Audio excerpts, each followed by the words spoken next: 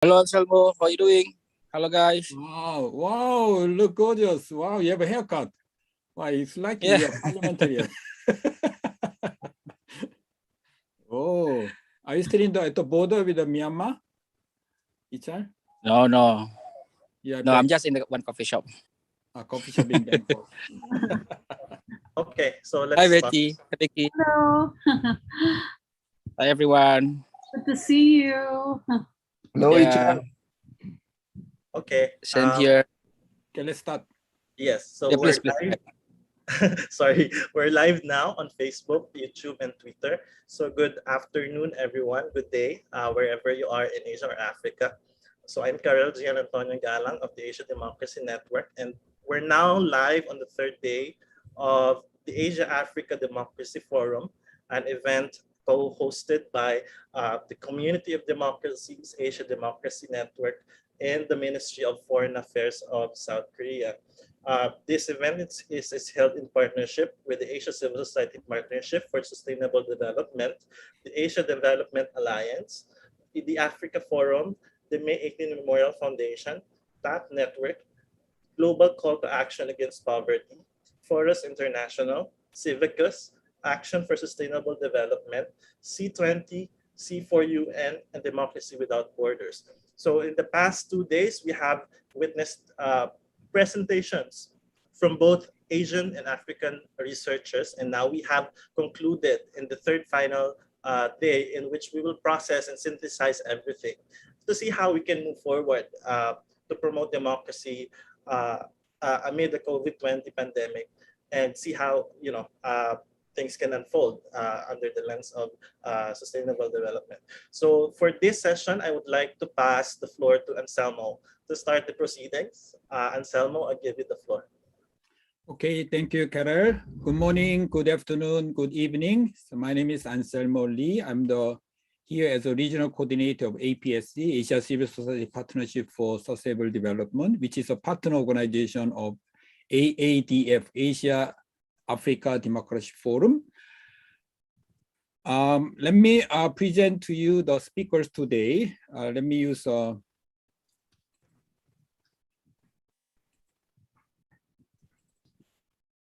okay, can you see the screen?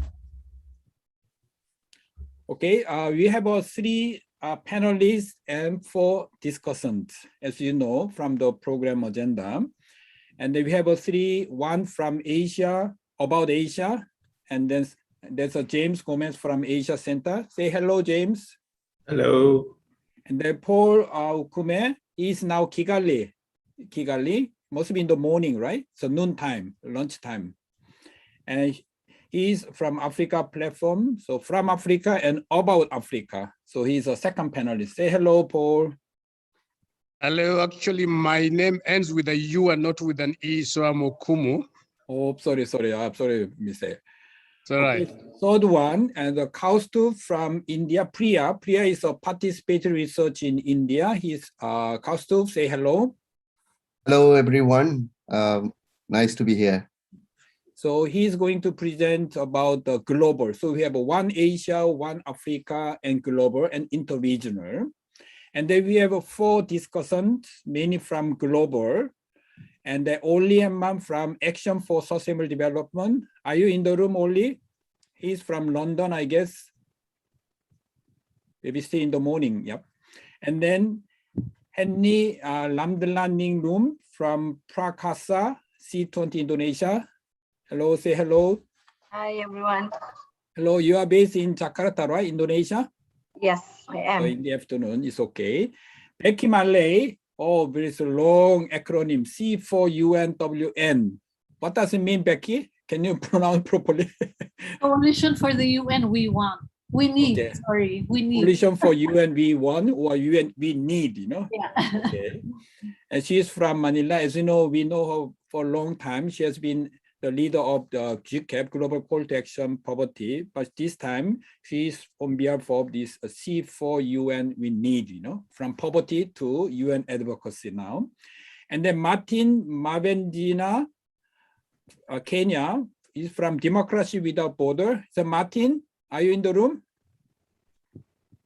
Martin? Sorry, another Martin. Martin is just about to join. Sorry. Okay, great. Oli, can you say hello? I just mentioned your name. Hello, welcome, Oli. Hi, Anselmo. Hi, everyone. Great to join you. Good to see so many familiar faces. I'm Ollie Henman, the coordinator from Action for Sustainable Development. Great to be here with you all. Thanks. Okay, thank you for joining.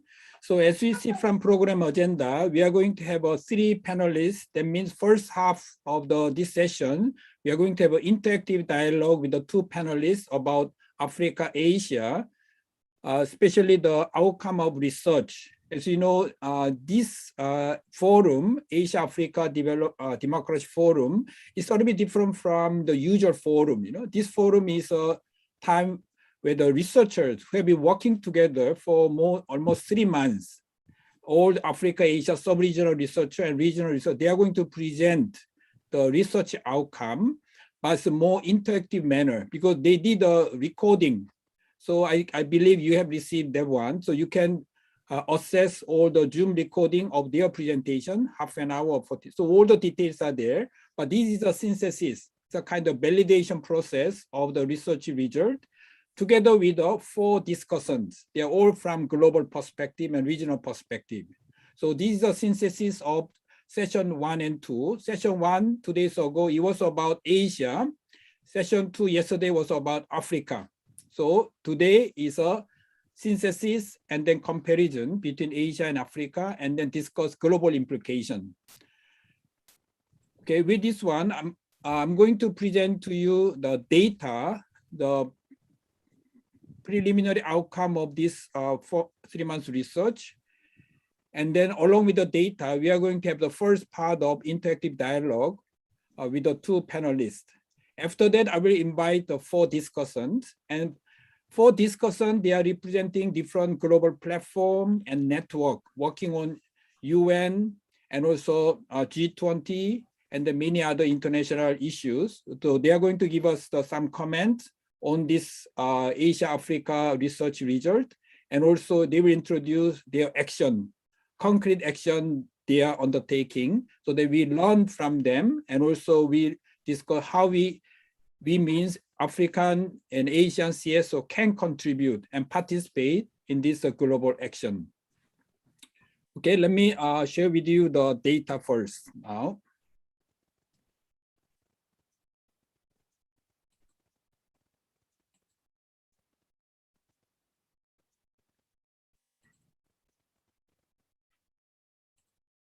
Can you see the new one in the screen? Okay, very good. So yesterday, session 1, there was a data about Asia, and then yesterday data about Africa. So this data is collection of both Asia and Africa. So I'm going to show one by one. So there are 4 major topics: SDG with the human rights, and COVID-19, and democracy, civic space, and press freedom. Okay, and then these are the 7 or 8 topics. So I'm going to use section by section for interactive dialogue. As this is the first one is SDSN, the Sustainable Report from 2016-2021. And also we provide the UN UPR, Universal Periodic Reviews, 3 cycle, 3rd cycle recommendations, where you can find the top 5 SDGs. So you can see the link between SDG and human rights. This is A and B. And 3rd one, C, is a COVID-19 data, confirmed cases, deaths, and vaccination. And then democracy index, especially the impact of COVID-19 on democracy and human rights, produced by International IDEA, International Democracy and Electoral Assistance. And then F is a civic space monitoring. And the last one is press freedom index. So let's discuss one by one. Okay, this is a hyperlink. You can get the more details there. So these are map between Asia and Africa, about 30 countries and more than 50 countries from Africa. But Africa is much bigger than Asia, right? In terms of size. But in terms of population, Asia is the biggest, 2/3 of humanity population living in Asian continent. So these are acronyms. So now the SDSN. As you learned from the session 1, session 2, this is a SDM 5-year reports. I didn't count how many green, how many red, so, but you can see, there are more red than green, And then this is about Asia. And the next one, sorry. This is Africa. Can you see the difference between Asia and Africa? I guess more red in Africa, but gold 13, almost all green except one country, gold 13. So when it comes to gold 12, gold 13, the more greens in Africa. But in case of Asia, they are more diverse. Green, even gold 1, gold 4. So you can see the difference between Asia and Africa. And also I want to show one more data. Okay, this is a infographic in the map. And then this is a score of the SDG index. This also trends. The last I want to show this link with the top 5 SDGs. Okay, these are 4 sub-regions, as you know, in Asia: Central, South, Southeast, and Northeast Asia. Very interestingly, top 1, as we discussed day 1, except one country, that is Timor-Leste, all the countries in Asia, the highest number of recommendation was about SDG 16. And then top 2 was either SDG 5 or 10, mostly SDG 5, So this is our composition. So let's see the Africa, whether there's any difference. So they sort of be rather small. Africa also very similar, right? Top 1 is almost all SDG 16. In terms of human rights, we say it's a civil and political rights.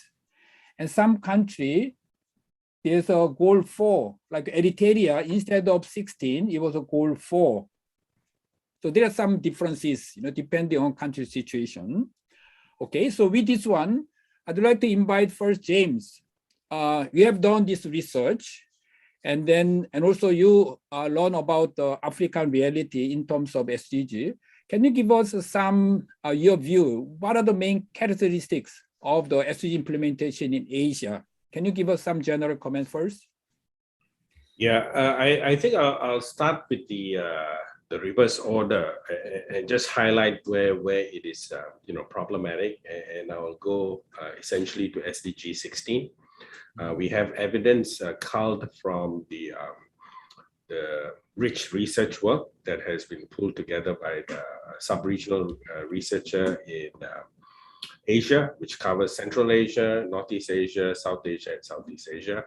And essentially what they shared with us and the big picture is SDG 16 is not doing well. And we have evidence of this simply because SDG 16 attracted the most number of recommendations during the UPR. So I think that's one indicator. There are, in terms of the top 5 SDGs, as you mentioned earlier, SDG 5, SDG 10, they're up there. And in terms of SDG 5, when we talk about gender equality, the verdict is still out. While, countries like Timor may receive some good marks, but generally it is a mixed reaction. There's a lot of work there. There are 2 things that came out. You will have to, for those who are interested, I think you need to do a deep dive into the work of the sub-regional researchers. But there are 2 threads when it comes to SDG 5 that you can pay attention to. One is domestic violence, and the second one is the inequality in pay between men and women. So if you sort of flip through the research and you go down, to the brass tacks, those are 2 slithers of, nuances that you can see. I want to circle back on the issue of domestic violence, and then of course, connect back to COVID-19. We also saw that in the articulation of the sub-regional researchers on day 1, there was the role of women especially having to stay home. Some work from home, but they also have additional care duties. It could be in terms of children, it could be in terms of a family member, it could be in terms of an aged family member that they need to care for. So that has also put a lot of tension in the workplace. So you will have to kind of look at the narrative of some of the sub-regional researchers to understand, some of the more specific causes that give rise to these indicators as being challenging, especially during COVID-19. I'll pause here for now, Anselmo, and come back to you anytime. Okay, thank you very much for highlighting the state of SDG implementation in the COVID context, particularly SDG 5 and 10, 16, because one of the guiding questions for research was in terms of goal 5, gender equality, and 10 and 16. That's why James was elaborating in terms of 5, 6, 10, and 16. What about Africa, Paul? So how do you see this state and trends of SDG implementation in terms of 5, 10, 16? What I'm finding interesting is that everybody seems to be complaining about goal 16. And for those of us, if you remember when we were engaged in the 2015 agenda itself, the biggest challenge, even to be included within the Agenda 2030 was the same goal. So I think for civil society, what we need to tell ourselves is we are dealing with a goal that governments had no intention to implement right from the beginning. In fact, they didn't even want it in the agenda. And so what we should be asking ourselves as civil society is not to keep on saying that goal 16 is behind, but to ask ourselves, why are so many governments so resistant to goal 16? And what can we do to overcome that resistance? Because it goes back to, in fact, in Africa was very interesting. In Africa, when the ministers produced the Africa Common Position, they deliberately left out peace and security, and it took the intervention of the heads of states to demand that it must be included back. And so the document that was supposed to be presented in New York had to be withdrawn for them to include the agenda that ended up being goal 16. So that tells you a lot about the resistance. But allow me to mention, because you're talking about goal 16, we have got two countries that I don't know whether to call them outliers on the African continent, Cape Verde and Botswana. These countries are doing extremely well on what we call goal 16. In fact, they are right on top of many countries not just on the African continent, but in the world. So we need to ask ourselves, maybe instead of focusing on why so many countries are not doing right, we need to find why is it that there are some countries that are doing exceptionally well, amidst this. Gender, for example, Namibia is number 6 in the world in terms of its performance on gender. Kenya is in fact leading the world in the number of women who sit on publicly quoted boards. So I just looking at those two goals alone, I'm telling ourselves, maybe we need to reorganize sometimes. Sometimes as civil society, we tend to focus so much on what is not working, but maybe we need to make a deep dive on what is working and see what lessons we can learn. Thank you. It's very interesting. So I think the goal, can you see the screen? Goal 5, as you mentioned, Namibia is only green. Namibia is only green, So in spite of all the difficult situation, I think we need to find a good practice, right? So let's see the bright side of the SDG index, so Namibia, and also here and there, you can see also Mauritius, goal 1 is green, and also Seychelles also goal 4. So I think this is very interesting. What about Asia, James? Yeah, is there any good practice Asian countries? Well, I mean, you're asking me a difficult question, but I'll come back and tag on a little bit on Paul. Paul is, of course, correct in pointing out that the governments don't want it. So if we are talking about SDGs, we must have to go back a few years back and look at the MDGs, At least, in the SDGs, we have goal 16, with the MDGs, it was empty. So this is the UN way of, watering down this, accountability for democracy and human rights, and, parking it under 16, which is now royally ignored. But I didn't have a chance to respond to Paul's analysis yesterday when we, as he was unpacking through a colleague the answer to the question that I raised about democracy and human rights. I think up to about 20, 30 years ago, if you came to Southeast Asia or larger parts of Asia, democracy was not the narrative that people were concerned. It was all about development. Everything has to be harvested for the sake of development. So we even have explanation why we need a developmental press and not a press that acts as the fifth estate.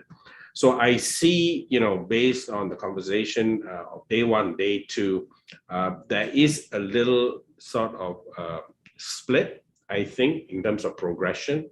I think that there is a notable shift, I think, in Asia, where I think discussions for democracy, human rights are being articulated.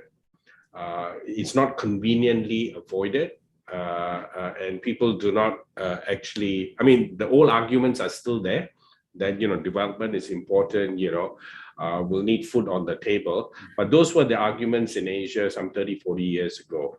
But you hear less of that. So I wanted to kind of just, nuance that a little bit. And Anselmo, I think the data which is helpful that you put out earlier, I think there was a couple of slides earlier where you showed a stark difference in terms of greens and reds between the two larger regions we are comparing, is, I think, one meta takeaway from this project that we can, articulate in our final statement and so on. So I'll just pause here for now.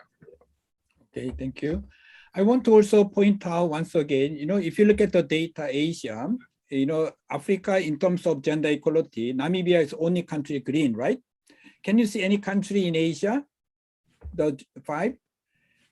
Surprisingly, Japan, South Korea, Singapore is the richest country in Asia, not green, yellow and red, So how can you explain, Namibia green? Of course, this data, we cannot say 100% scientific, but nevertheless, it can be very reliable indication, of what kind of situation we are living in today, Yeah. So this is of correlation with economic development and gender equality, So James, any comment on this? Yeah, it's a little bit out of the scope because I have other discussions, but they are useful, I think, to clarify what you pointed out.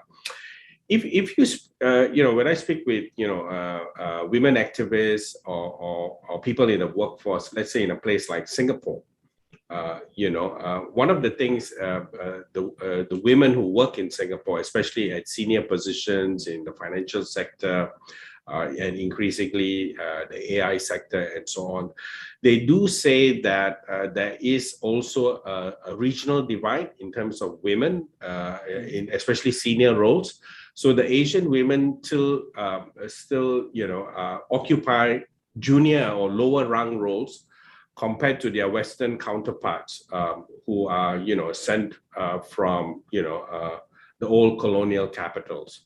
So I think that's also something, to take note in terms of opportunities, in terms of employment and in terms of where they are pegged, especially in developed cities like, Tokyo, Hong Kong, and Singapore, where there are a lot of international jobs. Just thought I'd share that. Yeah. Before I come to Paul, I want to ask you a question about relation between the SDG implementation of UPR, the top 5 SDGs. But before that, if you look at Asia, goal 16, only country green in Asia, there is Japan. And then 3 country yellow, there is South Korea and Malaysia and Bhutan. So these are the Asia. Let's go to Africa. SC16, can you see any green in Africa? None. no yellow either, So this is a, the comparison between Asia and Africa. And then I want to show that one again, this top 5 Africa. As I said, the many countries, SG 16 is in terms of the number of the recommendations from UPR, top 5 or 16, and then 5 and others. So Paul, would you like to share your view on this data in terms of SDG and the link to the human rights, especially the 16? Okay, all right. Now, first of all, we want to make a caveat because on the African continent, we were a bit uncomfortable with the data from SDSN because the bulk of the data from the SDSN is from international NGOs. And if you actually compare the SDSN data with the UN official data, which was released last month, there's now a UN portal on data in Africa. There's a very remarkable difference in terms of what they approach. And that, unfortunately, is because having worked in civil society for over 20 years, our European colleagues are normally very harsh in judging us, in terms of how we are performing, particularly on issues of democracy. I'm not saying that we are off track, but I'm just saying that that may be something that we need to continue. Because if you look at the UN data doesn't come from government. It actually comes from the UN system itself. So that is it. But allow me to mention the connections with the UPR. I think there is, with the exception of North Africa, there's something very, very positive about the way that the African governments have responded, and that is the acknowledging that they actually need to do something about goal 16. And if you look at part of the recommendations, one of the things that that many of them have done very well is to actually acknowledge that something needs to be done. Now, acknowledging and actually doing something is completely different. The exception being is North Africa. North Africa, in fact, has been very resistant to any recommendations on goal 16. They've been very resistant to any recommendations on goal 5. And in fact, they have, according to them, they almost indicate as if they don't have a problem there.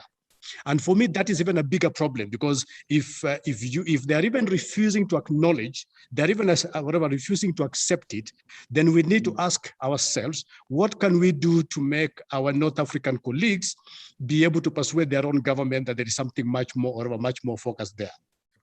I think the final thing is, if you look at depending on who you talk to, Africa's got either 55 countries or 59, it depends. And if you ask the UN, they'll tell you 55. If you ask the African Union, they'll tell you 55, but they mean different countries, rather that. But if you look at it, the countries that tend to bring Africa down in terms of the overall rating happens to be Central Africa. Now, if you look here, the Central Africa is actually listed as 8 countries. But in truth, Central Africa, in terms of political and economic, are actually 14 countries.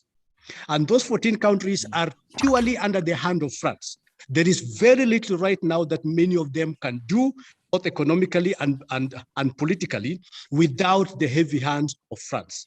And it has made it extremely difficult for those countries to even establish their own independent democracy. In fact, I was very excited last week when France invited young people, and 2 of the young people actually faced him publicly, told him they cannot continue to do to the 14 countries what they have done for the last, 60. But the consequences of that is that if you take 14 countries out of 55, it's a very good proportion. And so it tends to then give the impression that a lot of African countries are not doing very well. But in reality, West Africa has made considerable progress. In fact, West Africa has got ECOWAS, which is doing very well in making sure that there is no coup on the within the region. So I think for me, that is the few observations I want to make for now. So I want to make it clear, we use this SAS data not because it's scientifically perfect, but this is the only data available for international comparison. There's a reason. So it covers a general indication, but as James said, the other day, we need to deep dive into the detail, find out more contextual analysis of this data. That's why later I will invite Oli from FOS. They also develop independent CS monitoring people scorecard, So I think we need, but not yet we are covering all countries. That's why we use the existing one while we are developing our own independent monitoring, so that, as Paul said, we can do more objective and independent monitoring, to enhance our capacity. Okay, so let's move to James. Any final comment about this link between the top 5 SDGs? Not for now. Yeah. Okay, so let's move to the next one. Next one is, okay, this is a calendar. As you know, we have many countries are lining up for VNR. The registration already closed. We have 4 countries, Asia. I don't know exactly how many from Africa. So at least those countries in the VNR, and this can be also a very good opportunity for us to engage, the both human rights and SDG, especially the VNR and UPR. That's why this is a calendar for our joint planning. Let's go to now the COVID-19. So these are data about cases, confirmed cases, deaths, and the vaccination. As we discussed the day before yesterday, I don't know whether this is any major the trends in Asia and Africa in terms of interregional comparison. So let's see briefly. As of 1st of October 2021, that means almost months ago, world average was 615 per million, the number of deaths per million. But Asia, only one country is above the average. That is I think Malaysia, right? It's MY, is Malaysia. It's the only country, But it is not the confirmed cases, the number of deaths. And we see a lot of green. Tajikistan and Bhutan and Laos, Singapore, and then China. Let's go to Africa. Generally, Africa is so contrast between the sub-regions. So some country, 5 countries above the world average, 605. That is Sudan and a few other countries. And also 1/3 are green, still okay, safe. So very difficult. We cannot see only one general trend, but each sub-region, each country has its own context. So this is about the general data. And this also data, basic data about confirmed cases and deaths and the vaccination. If you look at the vaccination, there's a big difference between Asia and Africa. World average was 34% of vaccination, and the Central Asia, 21%, and South Asia, 34%, Southeast Asia, 35%, and Northeast Asia, more than 50%. There's a vaccination. But if you go to Africa, sorry, it's rather small, and Northern Africa, 16%, and Western Africa, is it true, 1%? Is it correct? It's 1%. And Central Africa, 3.5%, and Eastern Africa, 2.6%, and Southern Africa is much better, 16%. Southern Africa average is 16%, highest among 5 sub-regions in Africa, but yet 1/3 of average of Asia. Huge difference, contrast.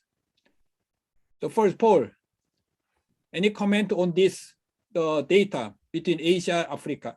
I didn't bring the Europe, but Europe will be, I think, like Asia, about more than 50%. James? Okay.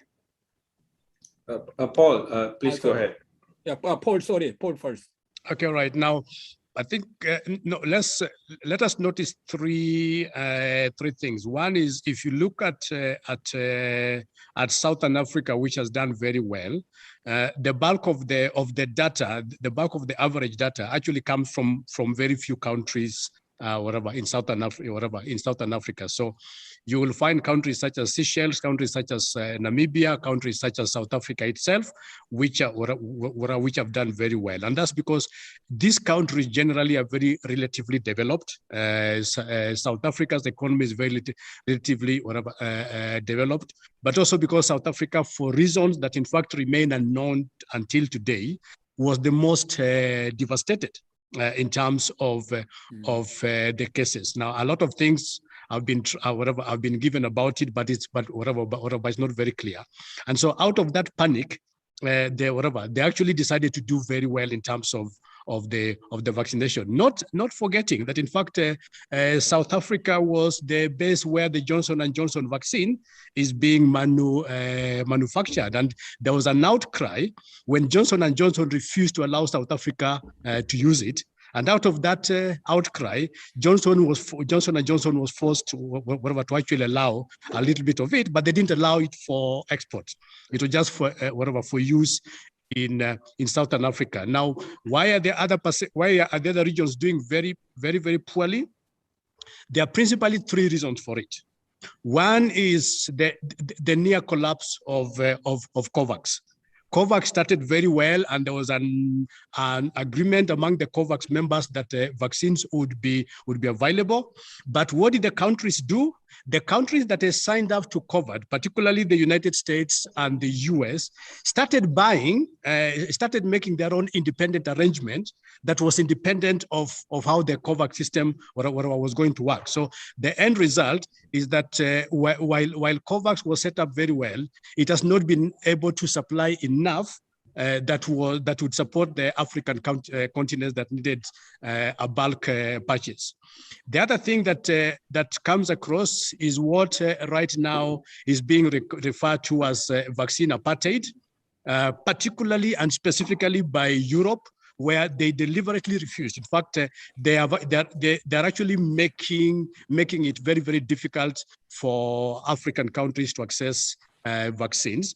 In a meeting where I am here, the UNECA meeting, the African governments made a decision yesterday that in fact they are going to use whatever method is possible to get Africa to begin manufacturing its own vaccines from next year. And Rwanda, which is where I am, has actually been selected to be the country, to lead that. So you can see that those are part of the issues which are facing, but of course there are issues which are internal to the continent, and that is the low level of social contract means that there's very little trust between citizens and government.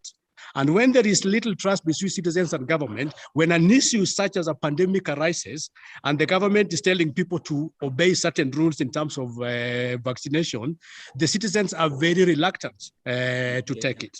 Now, it didn't help that because the cases in Africa were very low, most of the world decided to abandon the continent in terms of interventions, because they're saying, after all, not many Africans are dying, so let us deal with our own citizens who are dying first, and then we can figure out what happens. But that has now built into what we have right now in terms of the low performance. Okay, thank you very much for your very good contextual explanation of a situation. What about James? So contrast within Asia. Any comment on this? Yeah.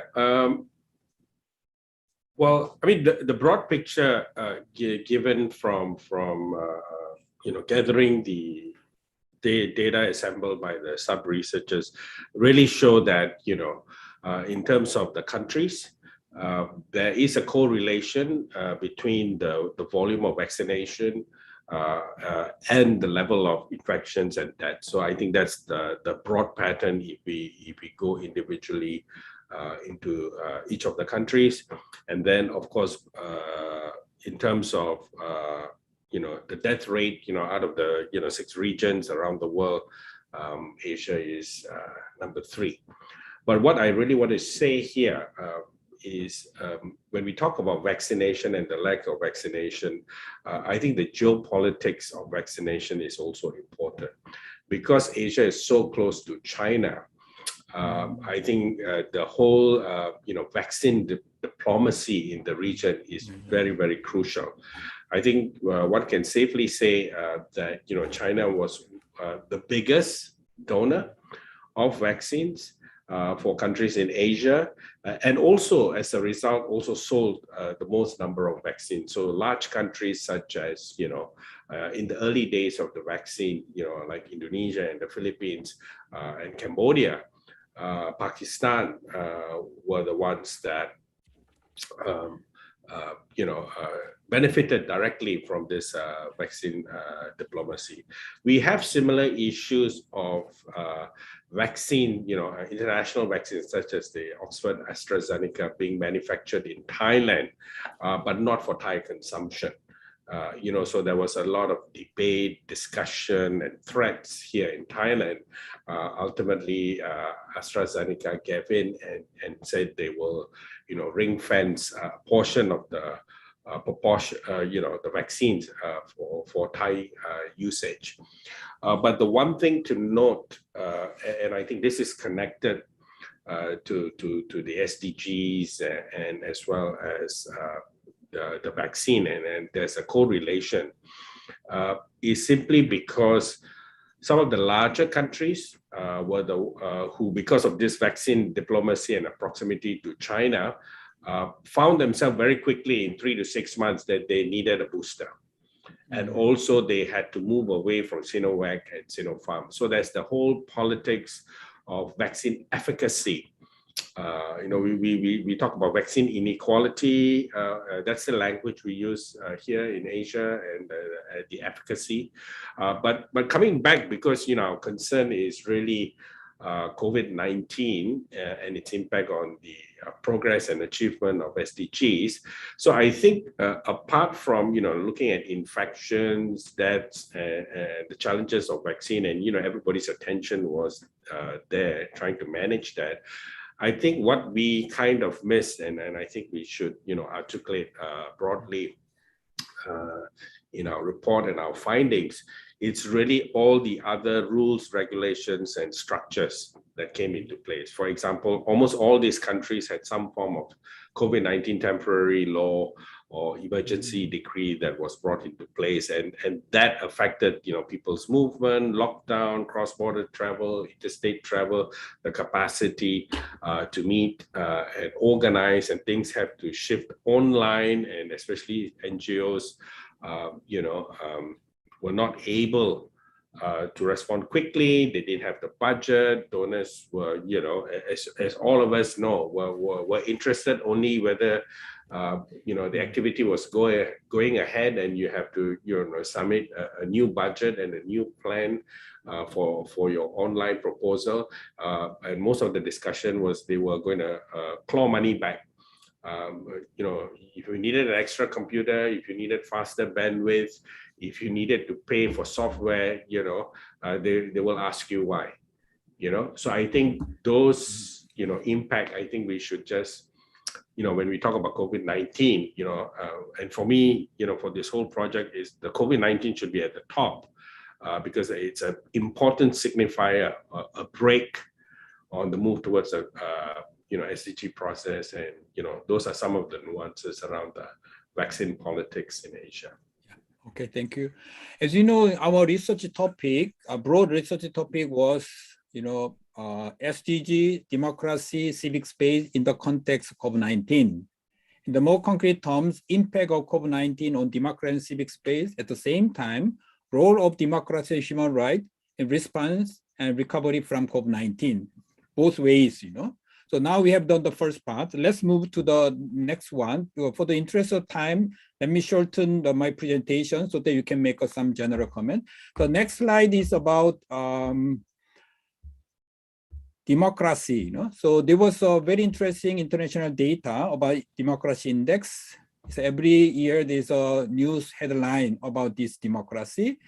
But because this is not by UN, international organization, it's a private UK-based conservative newspaper. I mean the caution, So nevertheless, we use this one, not accept whole entity, but trying to have a critical look at this data.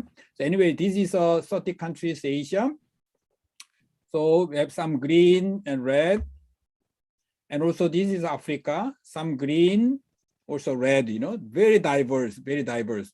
But if you go to Europe, Europe is very similar, as you know, democracy, human rights, Europe more at the top of the data, international comparison. But Asia, Africa, really diverse within the region. And then let me introduce one more.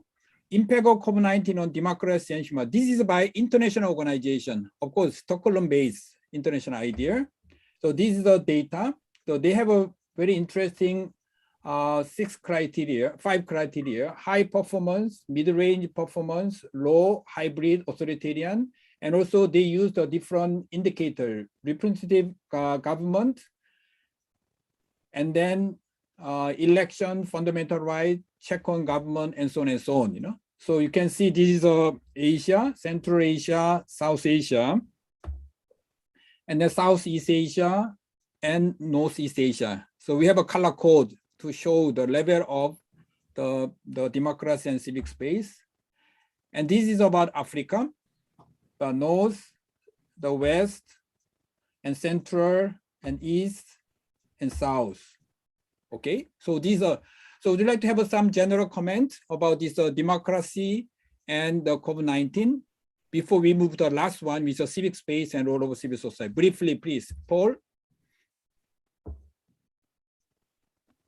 Okay, thank you. Now, I think what you will notice about Africa is that there was a very big impact on of COVID-19 on democracy, and that is for a completely different reason. One is there were a lot of elections on the continent that were whatever that was slated for that period, and so the process of just managing all those elections ended up affecting the democratic process. I think only Uganda and whatever had their own elections on time, and Egypt.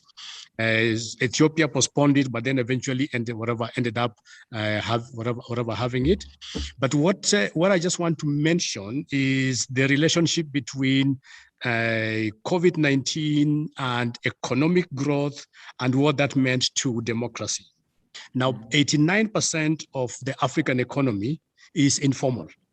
Meaning that if you stop people from going out, it is completely impossible. And so the process of just managing citizens during whatever COVID-19 in terms of their search for livelihoods made it extremely difficult. And I think that must have worsened whatever the issues around democracy. You also, now, a specific mention is Egypt, for example. Egypt has got the highest level of what is called day jobs in North Africa. These are people who get hired every single day. And so you can see what impact that one had.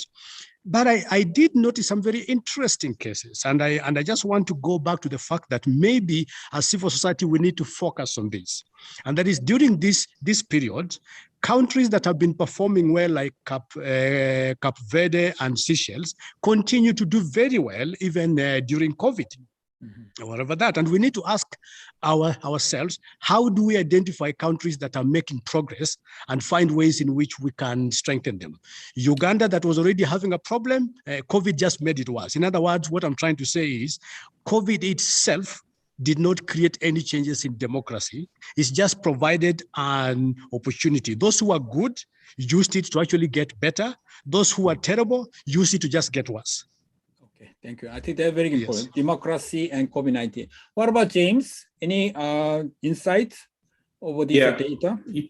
Yeah, I think it's also the COVID strategy and its impact on democracy. I think, in Asia, there has been a shift from pursuing a zero COVID policy to one that is, now shifted to living with COVID. So I think that's one shift to notice.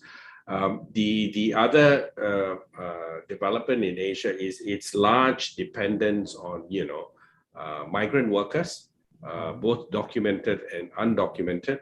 So you will find in most of the economies in Asia affected with COVID, I think the first casualties were really the migrant workers. So they either were sent across the borders, like they were in Thailand, back to Cambodia, Laos, and Myanmar, or they left,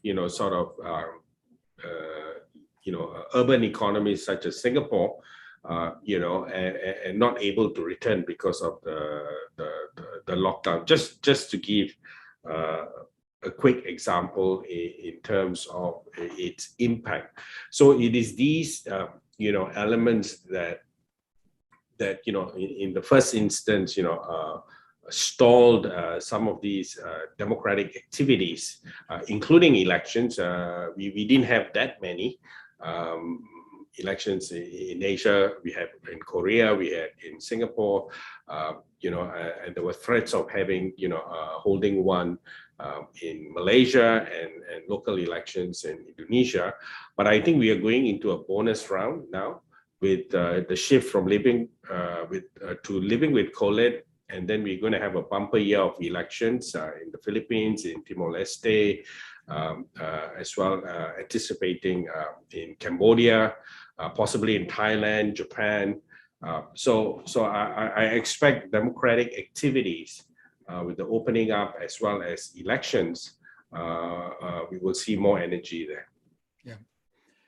So if we, of course, we didn't have enough time to go dive deeply into the details, but interestingly, correlations between the COVID-19 performance and democracy. Look at China, there's no green at all. But in terms of performance, China is one of the best in terms of control, of COVID-19, And so I think we need to study a little bit more about these correlations later on. Maybe as Paul suggested, maybe next step, our research, if continues, maybe we can pick up some good practice, different countries, in spite of economic development difficulty, why certain countries are performing much better than other countries, so that we can give some good stories, to learn from each other, Okay, let's go to the last parts, because now, before I invite Kaustubh, because Kaustubh's presentation is about CSO engagement with the international organization, which is the action part. So this question is a lot for James and Paul. These are Civic Space. So now, these are about civil society. Our partner organized civil society, Civicus, have published all very interesting internationally comparative reports, like SDSN, since 2017. So this is the result.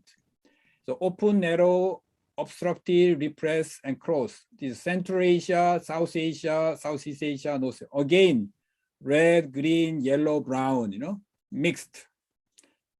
Let's look at Africa. And so this is North Africa, the red, yellow, and West Africa mixed. There's a green, but there's no red in West Africa. Very interesting. Only green, brown, yellow. And then Central Asia, 2 red, 1 green, and brown, the rest. And the East Africa, no green, the red, yellow, brown, And this is South Africa. There are more green in Southern Africa. Interesting. No red in Southern Africa. So there's a big difference within the 5 sub-regions in Africa, of course, in Asia too, And this is a Civic Space Monitor infographic. And the Taiwan was the highest. So some country Africa doing very well in terms of civic space. And then let's put together also the press freedom, which is very important for civic space. This is a press freedom index, Central Asia. This is an infographic. So you can see the data about Africa. Okay, so some green. This is the EIU. This is a Freedom Press Index. Okay, so final comment. In terms of civic space, role of civil society from this data, so what is your take, James, first? And then the Paul is concluding. Can you make it short, 1 minute, 1 or 2 minutes? Yeah, I'll just quickly, ask colleagues to think about 2 variables. Most of these indexes, are premised on the strict legal structures, right? An assessment of restriction, from NGO funding to, freedom of expression, assembly, and all of that. So that's, I think, one explanation whether, which countries are freer, for example, Taiwan, or now a difficult case, for example, in Myanmar. The second thing that is not reported is really resources. Most of the resources in Asia tend to be in the hands of the legacy, what I call the legacy INGOs, right? Who raise the money from their governments and capitals. So the national and national groups that develop regional networks, they still continue to be under-resourced, and I think that assessment is not there in terms of, because that also, gives us an understanding about the space or the resource along which they can operate. We stick very much with the legal restrictions. So I thought I'd just put that out there. Yeah. And this is the World Nobel Peace Prize this year was given to press freedom NGO in Philippines and Russia. But reality Philippines, of course, very difficult, but there are more difficult countries like Myanmar and many other countries. But this also, anyway, this Nobel Peace Prize highlight, importance of press freedom in the world, particularly in Asia and Russia. What about Paul? Your final comment on civic space in Africa? I think one is to, and again, I really agree a lot with what James has mentioned, and I really wish that we take this very, very seriously.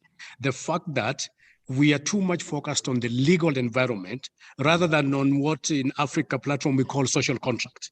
We are not focused in how are the citizens themselves relating with their own governments. We look at what restriction for NGOs, and the restriction for NGOs is a very narrow way of looking at the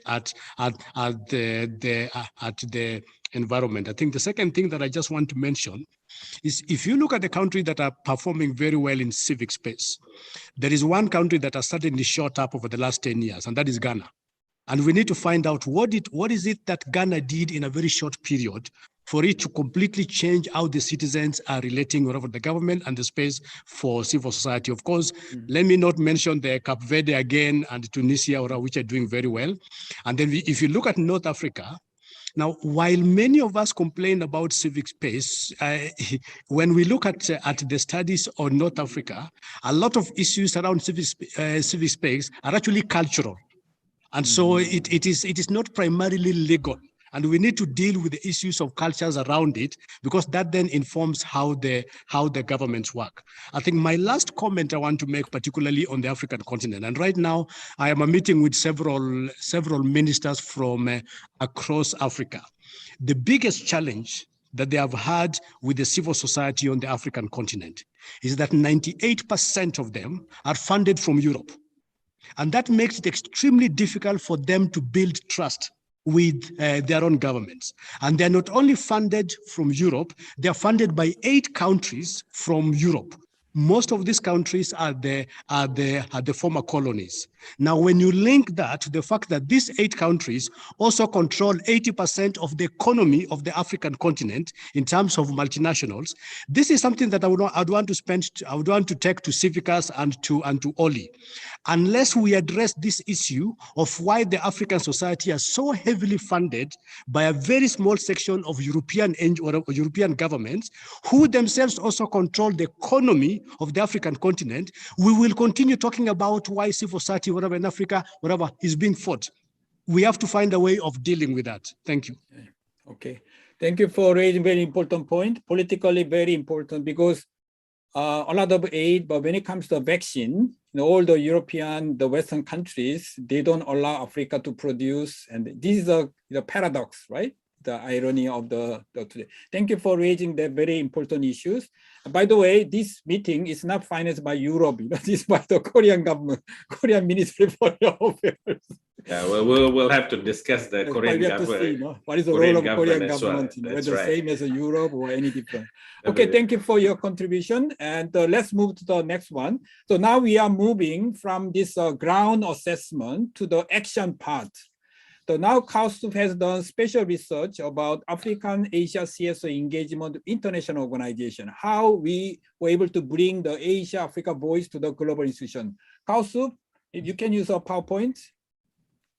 Thank you, Anselmo. It's a great privilege to present our findings in this forum. In this piece of research, let me. Oh yeah, it's okay. We can see. Right. So in this piece of research study, me and my co-researcher, another CoStup Chakravarti, have looked at the extent of civil society engagement in 6 geopolitical constellations. One is G20, G7, BRICS, MICTA, APEC, and ASEM. And we have asked broadly 4 questions. One was related to the historical trajectories of Asian and African civil society engagement with these 6 entities.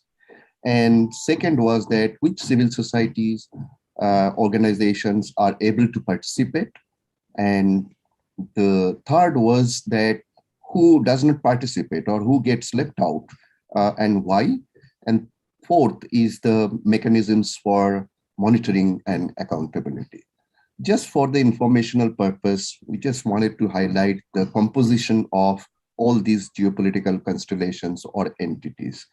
Of course, G20 has representation from global north and global south. G7 is largely global north, and BRICS has a mix of Brazil, Russia, India, China, and South Africa. So it has representation from 3 continents. MICTA has similarly Mexico, Indonesia, Korea, Turkey, and Australia. And APEC has 20 Asia-Pacific countries, and ASEM is with 53 countries from Europe and European Union. And there are sort of Asian members across all these constellations. But what is disturbing is the presence or thin presence of African countries. Except South Africa in G20 and BRICS, there is no representation from Africa. So this point, we need to take into consideration. The second is largely focusing on the mechanisms of civil society engagement.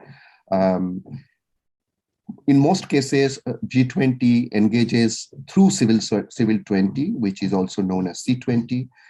In case of G7, it is the C7. In case of BRICS, it is the Civil BRICS Forum. In case of MICTA, it is mostly the engagement is with the academic institutions. There is no formal engagement with the civil society organizations. In case of APEC, it is the APEC Study Center consortium. We'll come back to this question. And in case of ASEM, it is again, through Asia-Europe People's Forum, AADF. So in terms of, next year's summit, Indonesia will be hosting G20, Germany will be hosting G7, China will host BRICS Forum, MICTA has not announced, APEC Forum will happen in Thailand, and ASEM has also not decided where to organize the next forum. So our study found out that there are sort of 3 channels for engagement between civil society organizations and these geopolitical constellations. So one, which is almost like a created space for the civil society organizations through alternative people's processes, and they sort of organize shadow or parallel forums in which the global governance issues, the local issues are discussed, and then they try to find out a way to convey those messages to the government forum. Then there are government recognized tracks, and these are mostly, as I mentioned, C20, C7, APF, and Civil BRICS. And then there is official summit, where most of the time the civil society organizations do not have any formal access where they can present their concerns.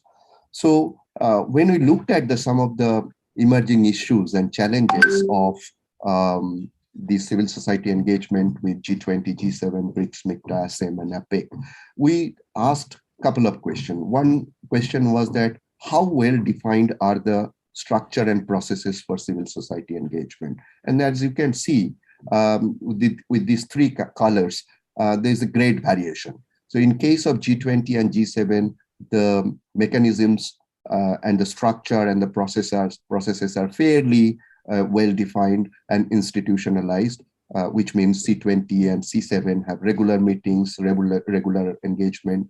But in case of BRICS and MICTA, although civil BRICS happens regularly, but the processes are not very well defined. And as I mentioned, that in case of BICTA, it is the engagement with the academic institution as opposed to any grassroots civil society organizations, or for that matter, any other kind of civil society formations. In case of ASEM, it is the AEPF who has taken the lead in terms of engaging with the ASEM, and therefore they have created a much more institutionalized process. Just to mention one point, that so far there has been no engagement with the APEC, and APEC, which is in a way managed by the secretariat based in and a policy support unit, which is appendages to the secretariat based in Singapore. They haven't shown any kind of appetite or willingness to engage with the civil society organizations. The second question that we have asked was does civil society have prior access to information and agenda? Yes and no. In case of G20 and G7, all the processes are well defined, but civil society has hardly any prior information about what are the official agenda, what is going to be discussed in those meetings. And same is for BRICS and ASEM. And MICTA, there is no engagement with the civil society. Then we asked about how regular is the engagement, and particularly between two events or two summits or ministerial meetings or working group meetings. And as you can see, that G20 and G7 have kind of some amount of engagement between summits, but in case of BRICS and MICTA, there is absolutely no engagement in between meetings. So it's kind of event centricity dominates the engagement of civil society. And also from the government point of view, many a times the Sherpas and So-Sherpas or the ministries which are responsible for hosting these summits, they also do not show any kind of regular engagement with the domestic civil society, for that matter. In ASEM, there is some amount of preparation before the actual summit, but in case of APEC, it's not there. Then we asked that how willing are the government to engage with the civil society organizations, and it's a kind of subjective assessment from the behavior that we have seen in the past. And by studying the trajectory of this behavior, one can say that G20, G7, and BRICS have shown some willingness to engage with the civil society. But again, the next question would be that which kind of civil society that they are comfortable to engage with. And that brings the question of the diversity of civil society organizations represented in whether C20 or C7 or in civil BRICS. And it requires much more attention, because most of the time the voices from the global South are missing. And there are sort of reasons. I think James had talked about the capacity of the civil society organizations, access to resources to participate effectively in this forum. So that's a question that we should ask. And many times it is the international NGOs which have a global outreach and therefore have better access to Sherpas, So-Sherpas, or the sort of preparatory meetings of G20, G7. They have dominated the participation. So we have also asked that how well the responses from the government with regard to civil society suggestions, and it might vary from year to year. So when we are talking to our colleagues from Japan, they have shown some, demonstrated some positive, shared some positive responses. They have experienced some positive responses from the government, where certain recommendations from the C20 and C7 have been incorporated in the official declaration. They have also gotten at least an audience from the government, but in case of BRICS, MICTA, ASEM, much need to be desired. So as I mentioned that, civil society organizations from the global south often lack their own resources or access to fund or qualified staff and insiders knowledge that is required for effective advocacy at the global stage. And CSO, which are active in the policy work, often they are sort of based in or rooted in the global north, and therefore they have better access to certain kind of governments and the governmental processes. One thing about BRICS is that although in recent years, particularly since 2015, when the civil BRICS have started happening on a regular basis, but both in case of China and Russia, these have been organized by the government affiliated think tanks or academic institutions, or they are very close to the government. And unfortunately, India has also followed that. It's only the ministry's affiliated think tank which would host the civil BRICS. So that's the kind of situation in case of BRICS.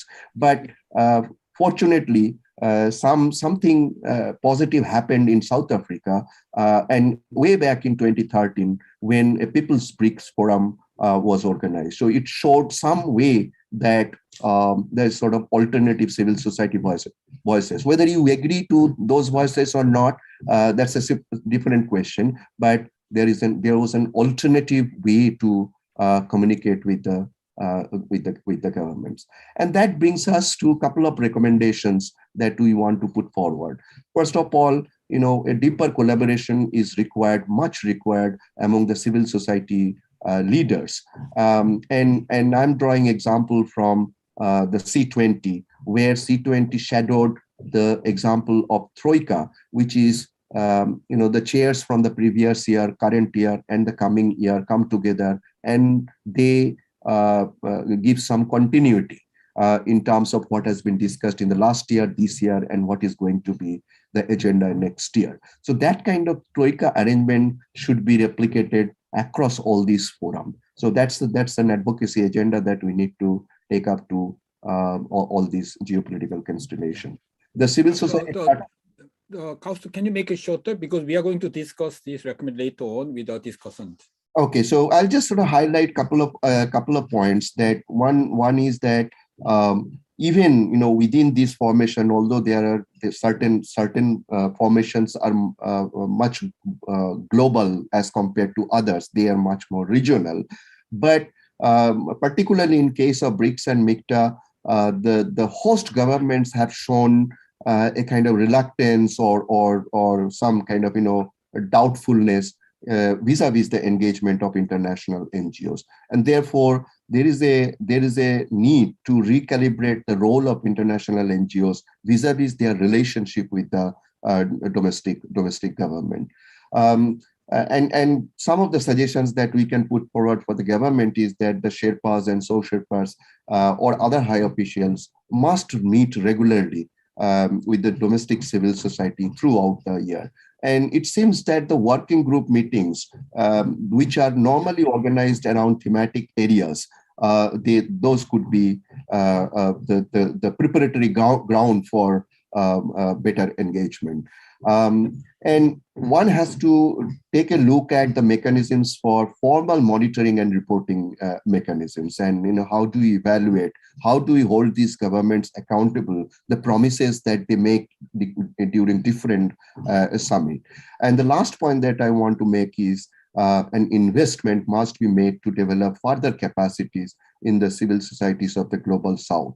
And these are 3-4 areas where such investments are required. One is the ability to systematize the learning and therefore culling out issues which has a local and global relevance, and those issues must be communicated effectively, not only within civil society organization, but also to a whole set of stakeholders. And there is the engagement cannot be only with the government, these formations, and the civil society. A multi-stakeholder engagement needs to take place, and therefore the capacity to convene multi-stakeholderness and bring multi-stakeholderness in these dialogues are crucial.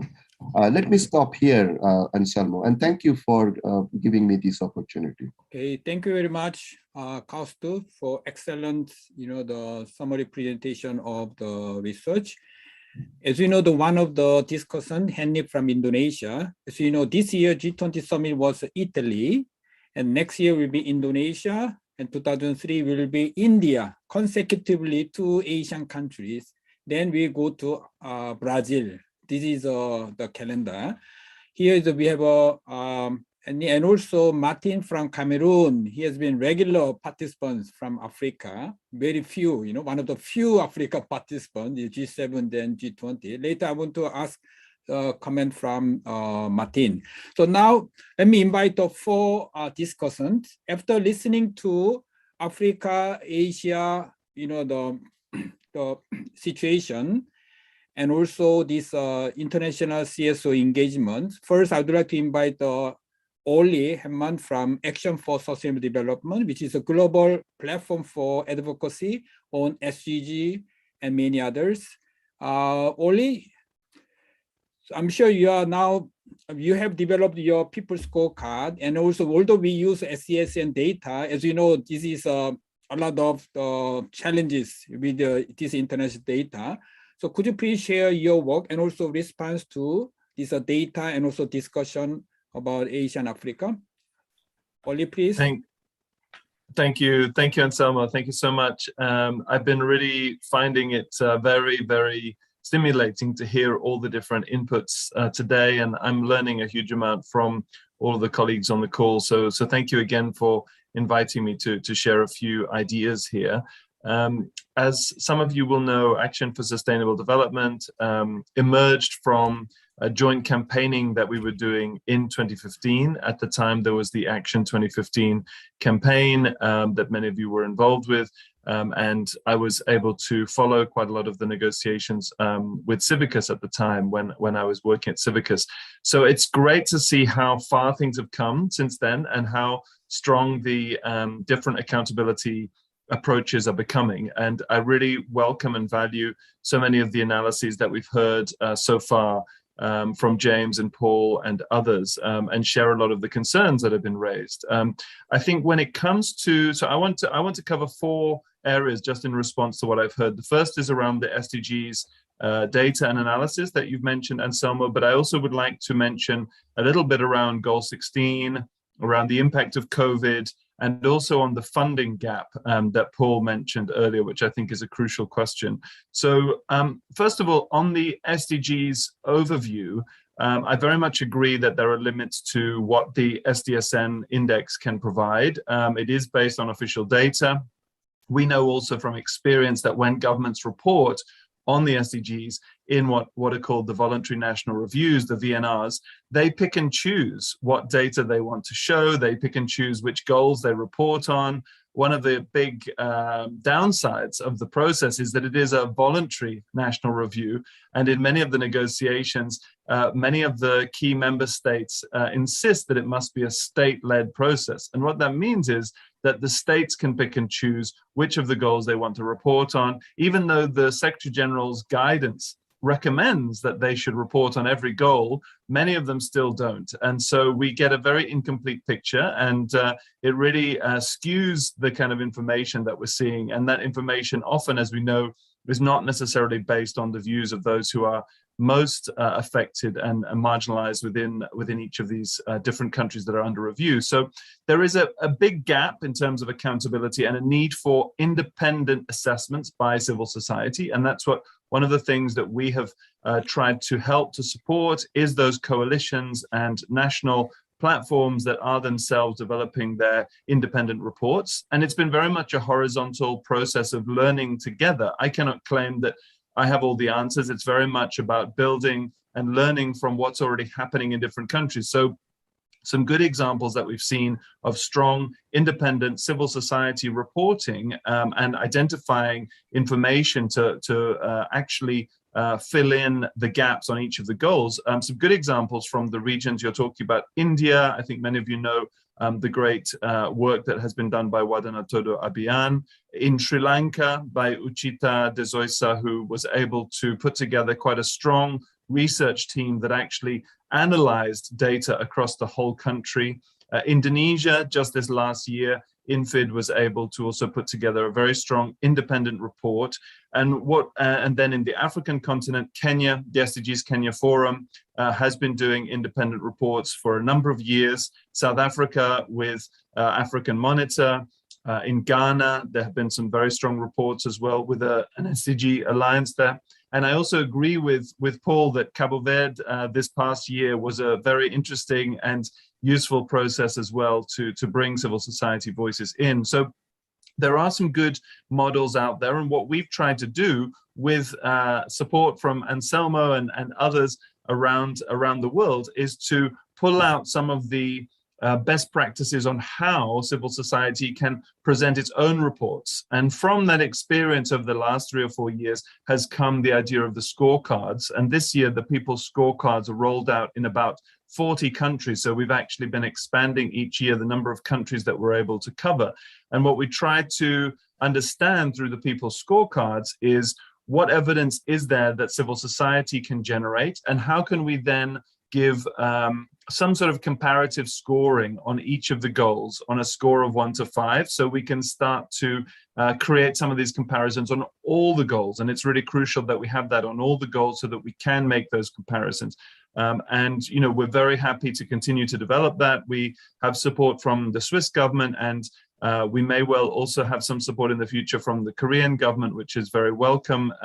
And so there's clearly recognition that that gap needs to be filled. So that's a big part of our work, and I would love to continue to share that with all of you. Just quickly on the other 2 or 3 points that I wanted to react on. So on the impact of COVID, I very much agree that this past year has led to major impacts. I think there are practical and logistical impacts in terms of the way that we now engage is primarily digital. And we know that there are, of course, gaps in digital accessibility. So the digital engagement may actually also be creating further gaps between those who have a voice online and those who are not able to get online. But also the risk with COVID is that the funding and the attention has been shifted so much towards crisis management and kind of responding to the initial impacts of COVID that's taken away a lot of the attention that might otherwise have been focused on the more long-term investment in education, social care, and many other areas, which may now be being somewhat forgotten about in the rush to respond to a crisis. Thirdly, then, on Goal 16 in particular, I very much agree with the point I think that was raised by Paul, that it's not for kind of countries in Europe or North America to be telling the world how to do democracy, because actually the trend for populism and the erosion of democracy has also been felt in European and North American countries as well. I think if you look at recent actions, certainly under the Trump administration, the US, and under the Johnson premiership in the UK, these are not the friends of democracy that might have been in the past. And so this trend for populism, unfortunately, is a global trend. And I think that there needs to be solidarity by civil society, across civil society, irrespective of the governments. And I think we unfortunately are in a situation where even those countries that might previously have been champions are also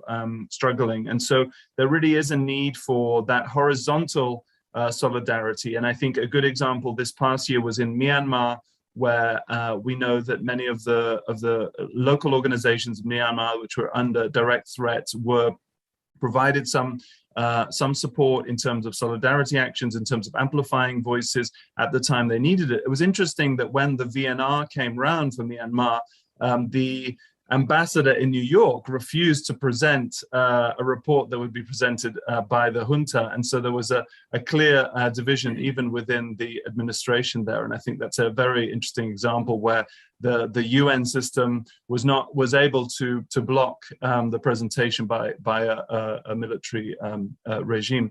And then finally, on the funding gaps, again, I think this is clearly a big challenge. And I agree that it shouldn't be the case that the funding flows mainly from European countries. I think that in the past, many of those funding relationships have also led to power imbalances even within civil society. And we've discussed this before, where you have the big NGOs like Save the Children or World Vision or others who then control the majority of the resources. And actually, I think we need to look at the whole architecture for how we finance civil society in a different way. And one of the things that we're very excited about at Action for Sustainable Development is how we can help to stimulate direct crowdfunding for small initiatives all around the world, so we can get funding directly to individuals and community groups that are doing the work themselves, rather than having to filter funding through big INGOs. And I think the technology, the sort of the positive side of technology is that it allows us now to hear directly from those groups who are at the front line. They can prepare their own videos, they can prepare their own short reports to show the impact of what they're doing, and the funding can flow through online technology directly to some of those frontline groups. And that's one of the things we're looking to develop over the coming months. And we have a project that we've called Zovu, and this was a name that was proposed by colleagues in Togo as a word which means to seek out the truth. And through Zovu, we aim to actually give that visibility directly for organizations, small community-based organizations, so they can then seek crowdfunding directly and not rely on the big institutional donors. So there needs to be a shift. I mean, we've seen that, for example, with Airbnb and others in the private sector. Why can't we be doing that ourselves as NGOs and actually civil society funding itself directly at the local level? So that's a final thought to leave on, and look forward to the continued conversation. Thank you so much. Okay, thank you very much, Oli, for very useful comment, and also include very practical suggestion about funding, How can we support each other to be more self-reliant, Okay, so let's move to the next discussion, Henry. So you have been, Indonesia, congratulations first. You are the host of G20. You have not only within your own Indonesian, civil society, but also globally, you have also responsibility, to be a bridge between the Indonesian government and the global civil society, particularly Asia and Africa. So after listening to this whole presentation, Henny, could you please share your own comment and also introduce a little bit about your plan, as a C20 Indonesia next year? Okay, thank you, Anselmo. Hello, everyone. My name is Sarni. Thank you very much for inviting me here. It is such an honor to hear directly the presentation from everyone here. I so much impressed yet overwhelmed with the research result. I think the research result just right in time. This is the moment to. Oh, sorry, Henny, is this the mic problem? We cannot hear clearly. Can you fix your mic? I don't know why. I don't know why. Maybe it's because of the connection. Can you hear me clearly now? Yeah, it's okay. A little bit better, but still, try. Continue, please. Okay, I'll speak slower then. So, yeah, I have an internet connection since the afternoon, since we have heavy raining and then thunder and etc. So I said, thank you very much for inviting me. The research that you all present so much impressed me, yet I overwhelmed with all the information, especially about the SDGs achievement and also the measurement of the COVID-19 across the globe, yeah. And then I think the research that you all have presented are very invaluable. And then this is just in time for us because this can be used to strengthen our evidence for our advocacy work, especially to the upcoming G20. Sorry, can you hear my voice now clearly? But let's continue. Yes, please. Sorry about that. And I think I want to also give some feedback on the SDGs achievement index. Yeah, it was remarkable, but that also showing us how the globe is actually unequal, and then the goal of the SDGs in reducing the inequality, in fact, has been generate further inequality in the SDGs achievement. And in regard to the civil society engagement mapping, it was also very interesting as we can see the different layers and hierarchy of the international arenas that being used by the government to create global and regional policies. However, we also need to see how the national context is being occurred. Because before the regional and the global context, the national level of influencing policy is also important. And this is something that is still lag behind. Because like for instance, in Indonesia, as the country that will be hosting the G20 next year, the C20 seems to be not as the holistic ecosystem with the G20. What I mean in here is it is true that the G20 put the C20 as part of the structure, but in the real process of the policy making, they don't really taking the consideration from the C20. And of course, this is also has something to do with the the shrinking of the civic space in Indonesia. And then for instance, yeah, in Indonesia, the G20, the presidency of the G20 Indonesia has developed a flow of substantial making process that they will bring to the G20. However, if we see on the structure map, we see that the participation of the C20 in the process of the G20 is unclear. That is the first thing. And the second thing, it seems that the C20 will be having our own forum during the G20 through inviting all the C20 from the previous presidency and then to the next one, such as from the Japan, Korea, Italy, and then also from India. So it seems that we are actually need to push further how the C20 can be recognized and then included in the policy making process by the G20. And then in terms of the global institutions, yeah, we also need to see how the Asia and Africa to strengthen and bring back the power of what we have in 1955 such as the Bandung Conference, the Asia Africa Conference. And then we see that in the G20, there are about 5 countries from Asia and only 1 country from the Africa. We can see that the representation of the Africa is so less in here. That's why I think Africa and Asia should be collaborate stronger. And then we need to recall, and then we need to bring back the achievement of the Asia and Africa collaboration. If we remember, if you all remember that the Asia and Africa Conference was held in 1955 and it was attended by 29 countries, representing more than half of the world population at that time. And then the conference reflected the 5 sponsor dissatisfaction with what they regarded as reluctancy by the Western power to consult with them on decisions affecting Asia. And then the final communique of the Bandung Conference or Asia Africa Conference also provided the basic for South-to-South cooperation with concrete proposal for promoting economic, political, technological, and cultural sphere. It declared full support of the fundamental principle of human rights as set forth in the Charter of the UN. And then they want to set up this human right as a common standard of the achievement among the ASEAN and African countries.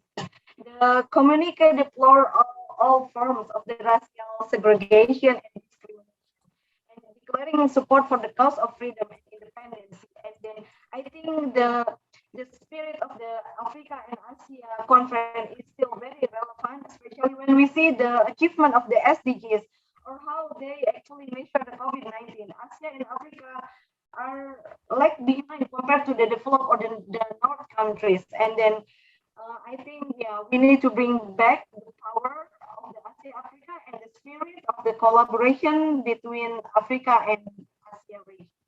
So I think that's all from my side. Thank for giving me a time. Back to you, Anselmo. Okay, thank you very much, Henny. I hope people can understood, what she was trying to say. The later part was about Bandung 1955, Bandung Conference, which was a very historic, the meeting for solidarity between Asia and Africa.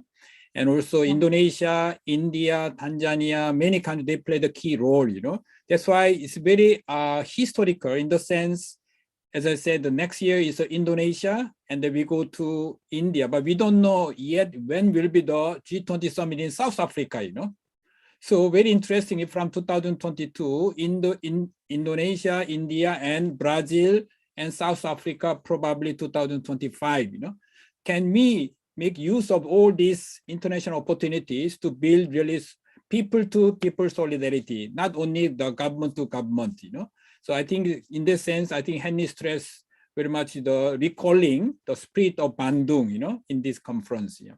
All right, thank you. Can anybody put the Bandung, the statement, almost several decades ago? We can have a look once again. And in this, let me invite briefly ask for comment from Martin, since we are talking about G20 and C7, C20. You are one of the few participants from Africa. Could you please share briefly about your experience and comment on this topic? How we can strengthen the parts in the global South, particularly Africa? Yes. Thank you very much. Martin from Cameroon. We have a few Martins in this room. Sorry, Martin from Cameroon. Yes. After this, I will come to Becky and then Martin from Kenya. Sorry. Yes. Thank you very much, Anselmo. I think Holly was right when he was saying that we really need to see how we improve on our autonomy in terms of having ourselves resourcing our participation into these spaces. But this indeed is very difficult for African CSOs. I say it from my personal experience because even though I have been lucky to be part of the process of the C20, for instance, for almost all the time that it has existed, this has not been easy for us because sometimes we had to decide how to use the little resources that we had and go for those spaces, whereas we had problems on the ground. But still, we could decide to be there. And it is very important to be there. But the only thing that we should be looking at is not just to be there when there is a summit or however. We need to have a process at home which permits civil society organizations to prepare for these events. There are a few cases where we do so, but this is not systematized. The day before yesterday, for example, in Cameroon, there was a meeting with Tax Justice Network to try to build a position on the coming meeting on digital taxation.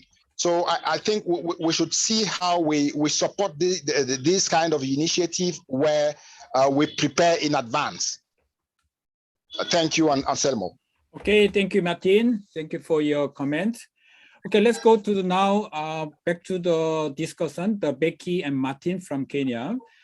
Becky, can you, you are representing here the C4UNWN, which is a new name. Can you please briefly introduce because this is a campaign for democratization of global governance from people's point of view. Could you please say a few words about your work and also the comment on the discussion we are doing now? Okay, thank you very much, Anselmo. The Coalition for the UN We Need is actually the new name of UN 2020. It was started before UN 2020 in anticipation of the 75th General Assembly. But obviously, 2020 happened with COVID, and then we also needed to look at what we actually need from the UN in terms of defining the spaces within the UN for civil society. But because our mission is really to provide an open forum for civil society, the UN and the member states to promote the renewal, innovation, and strengthening of the UN system. We want to support and initiate partnerships, activities, campaigns, information gathering and sharing, progressive ideas, leadership, and advocacy that will advance the follow-up to the UN 75 Political Declaration and the UN 75 People's Declaration in the Global Plan for Action. So strategically, we're looking at how to effectively engage the UN, but civil society be given that ample space for amplifying the grassroots voices that have been always left out in the UN systems. So that is in short what the UN C4UN is actually doing. I'd like to briefly just go back to the first question on commenting on the report. Thank you very much for sharing the report on Asia and Africa. It was really very comprehensive. I learned a lot, and I thought it was really good to look at the different trends, no, and find some ways by which we can compare the trends and what is happening in terms of the different SDGs, in terms of the progress on the SDGs. Because when COVID happened, I think our focus really was diverted towards what our governments are actually doing to recover from COVID, or first to handle the crisis, and then second, of course, to recover, which is far from happening because it's really set back the SDG goals achievement by many, many years now. So we only have 9 years before the 2030 agenda comes to its end or reckoning. It doesn't really come to an end, but we set that as an agenda until 2030. But what has been happening is that obviously we have been set back, and that the actions that needed to be done have become more urgent. And we see that from the reports that were presented today. But what I don't see in the report, I'd just like to add my own perspective from GCAP, because it is always through the lens of inequality that GCAP looks at how things are done. No?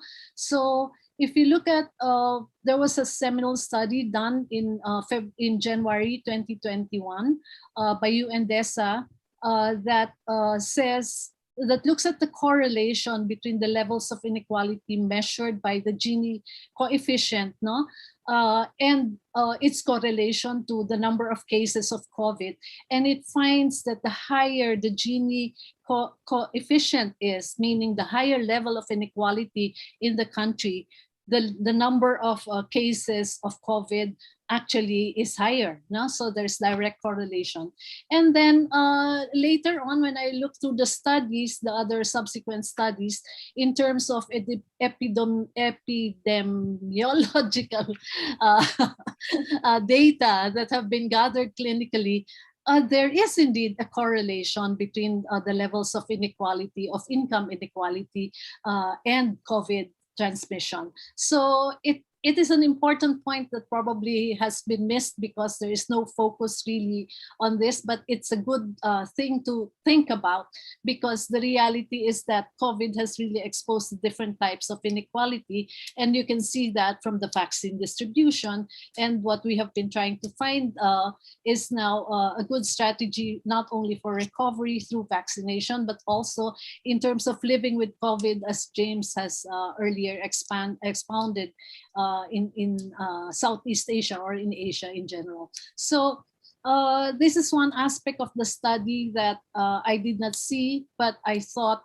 was one of the underlying systemic issues that have really affected not only the spread of the virus, but also how the government is actually responding to the crisis itself. Because you see, when we look at COVID and whatever plans there are of the government in terms of management, in terms of trying to recover from it, in terms of living with it, there is a direct correlation again with the kinds of government that there are. Democratic governments are able to respond better. Taiwan is a good example. New Zealand is a good example. So that kind of correlation between the kind of governments. For example, the Philippines is lagging behind in the Western Pacific area of WHO. We're the last because our COVID response is dictated by the AADF, the Interagency Task Force, which are all headed by military men. So they're all men. So they're all military. And so this is the kind of structure that we have. And of course, you all know what kind of populist government we have. So there is a marked difference in terms of the governance that employs good strategies for recovering or for at least handling the COVID crisis. So these are the decisions that affect how pandemic and then how the SDGs are turned back because of that kind of lack in the good in the governance that is democratic and considers mainly the participation of people. So that's my 2 cents worth on that. And I'd like to go back to the Make it short, Becky, so we have much time left. Yeah. On the C4UN, I'd like to emphasize that what we have been doing is trying to get comments on how the OCA, our common agenda, is actually being implemented, meaning how the agenda is going to be moved forward. So we're trying to intervene in the processes of the UN General Assembly in looking at the modalities for the participation of civil society, because those are the crucial and critical issues that are being discussed now at the General Assembly. So that's it, and thank you very much. Okay, thank you very much, Becky.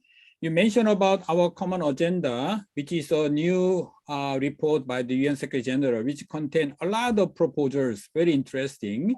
And then there was a comment from many CSO, including GCAP, People's Global Assembly, and also C4, UN, WD, and so on.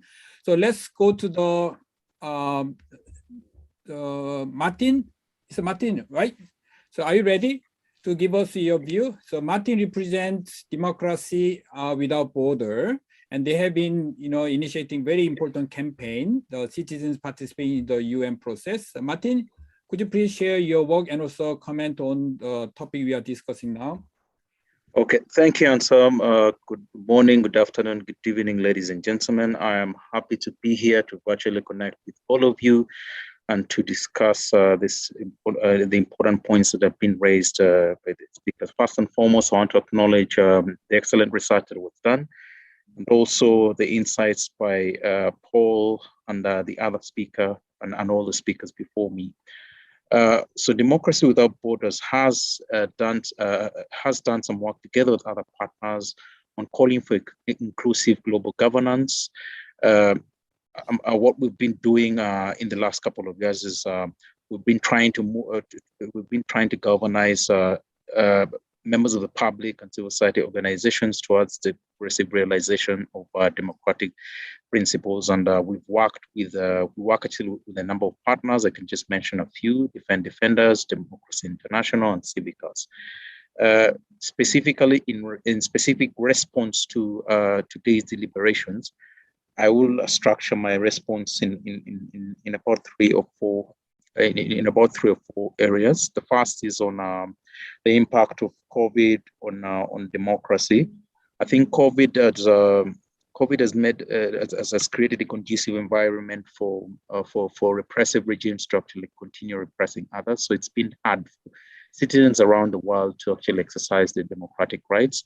And as much as like the previous speakers have said, we have had elections in different parts of the world, specifically in Africa, Uganda, Tanzania, Burundi, to mention but a few, but you realize that most of the electoral environment in which citizens have exercised their rights has been equally repressive. I can't say that any of the electoral processes since COVID started has been free and fair. So that's the first comment I want to make on the democracy and COVID-19. On the aspect of civic space, the pandemic has really made it.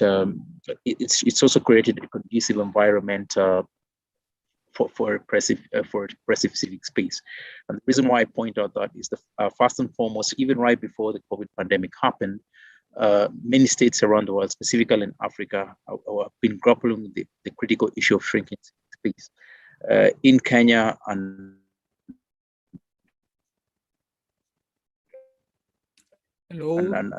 many countries within Africa, to curtail voice. Yes. Handsome, were you saying something? It's okay, we lost your voice. Now it's okay. Now it's okay. Yeah, please go ahead. Sorry. Yes. So I was saying, right before COVID-19 happened, different states have used different pieces of legislation to restrict, to either curtail the operation of civil society organizations, or even to stay for voices of dissent.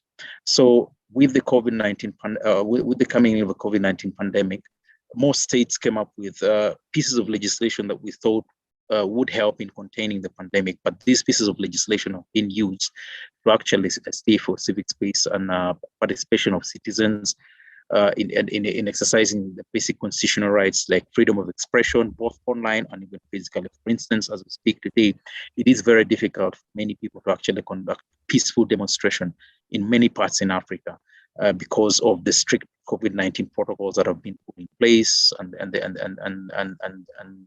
the need for participants to comply with the COVID-19 with social distancing and other COVID-19 protocols. So the pandemic has created a conducive environment for states to continue repressing citizens. And then on the aspect of on the third aspect of vaccination, I agree with most of what the other speakers said, but the thing I have to point out about vaccination is that so I think that what most people around the world, or what most people in Africa are grappling with, is that we all know that the World Health Organization has a standard criteria in which vaccines are supposed to be tested. So we're all aware that most of the vaccines that most of us, I suppose, have were developed within a span of less than 2 years.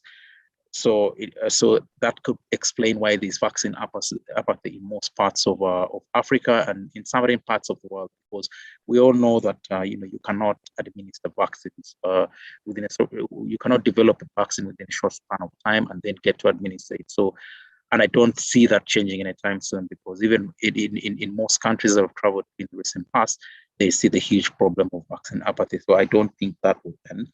I will conclude by touching on the issue of the funding gap.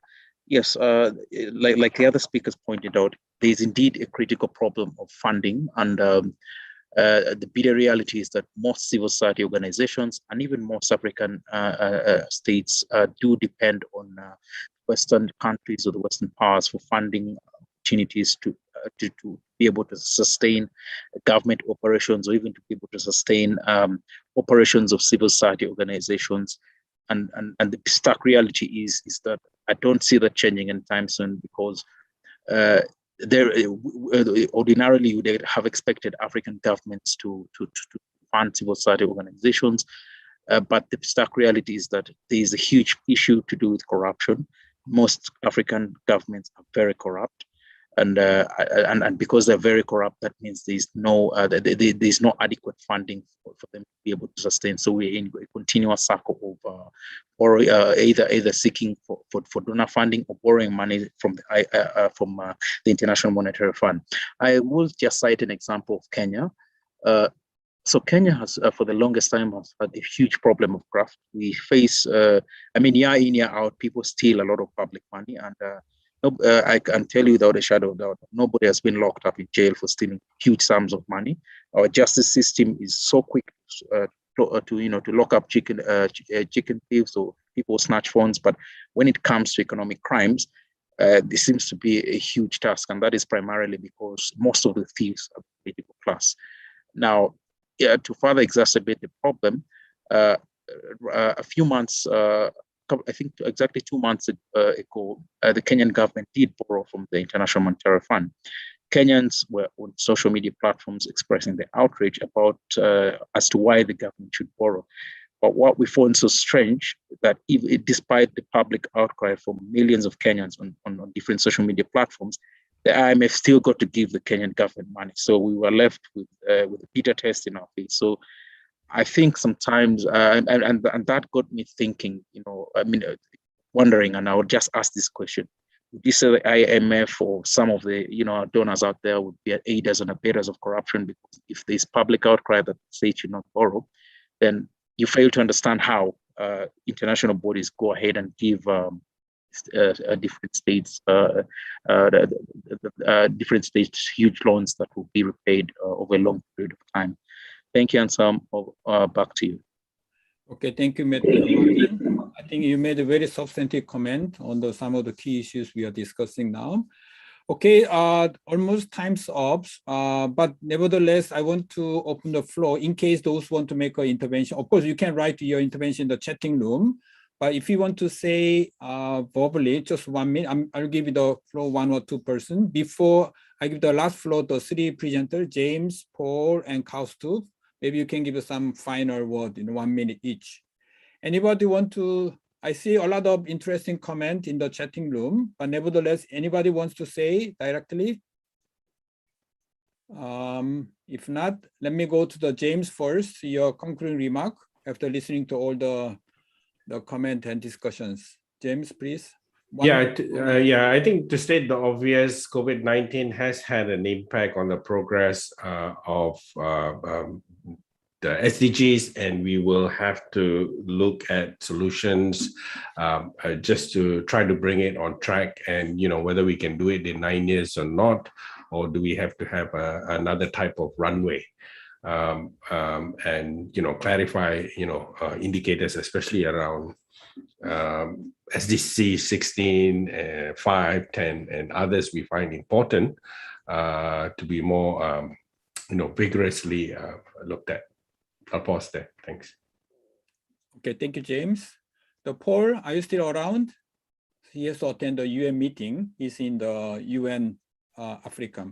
And then Kaustup. Yes, Paul, yes, I am. Okay, yeah. Yes, I am. Can you hear me? Oh, yeah, I can see. Yeah.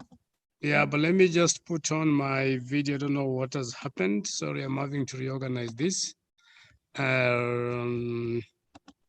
Okay, all right. No, I think for me, I have got, my last comment is to just appreciate what has happened here and the rich discussion which has actually gone on. And I am hoping that beyond this meeting today, we are going to find ourselves networking in much better ways.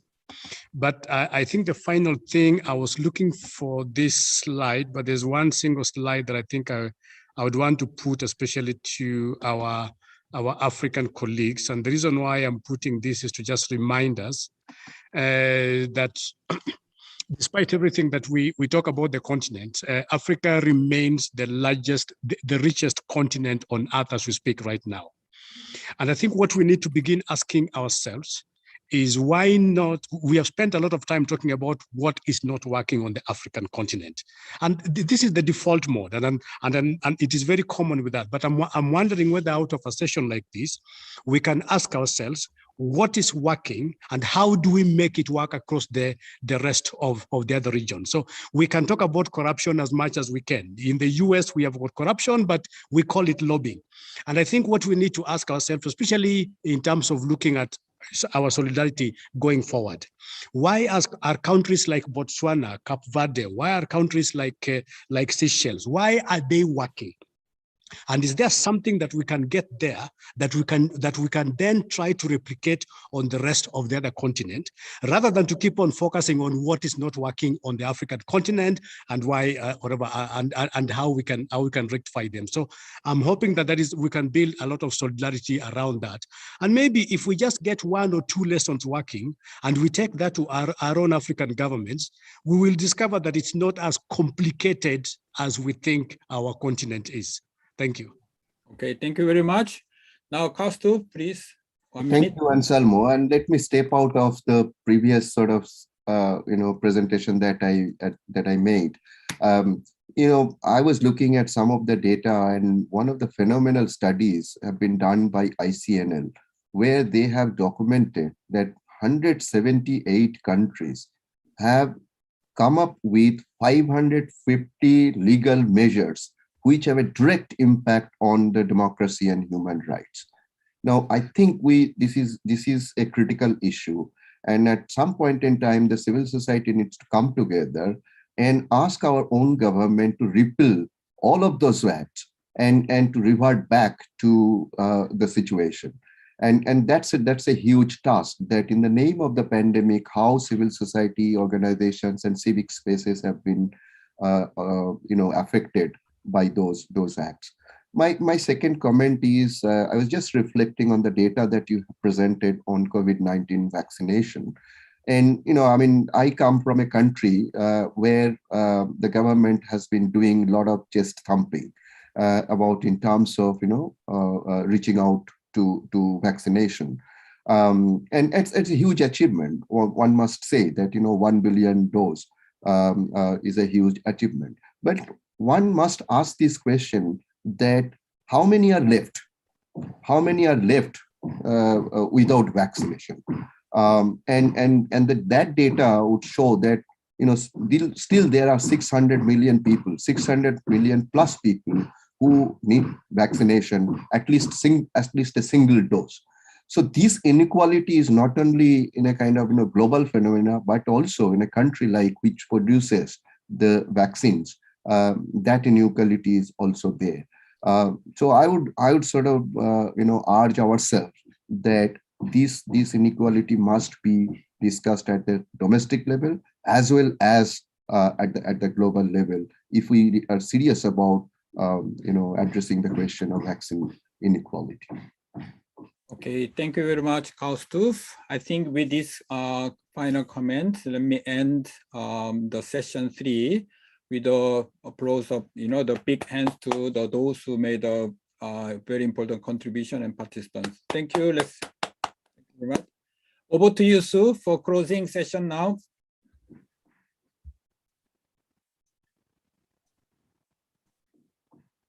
Please stay on. So we are going to have a group photo and the closing. Yeah. Please stay on for a few more minutes. Okay.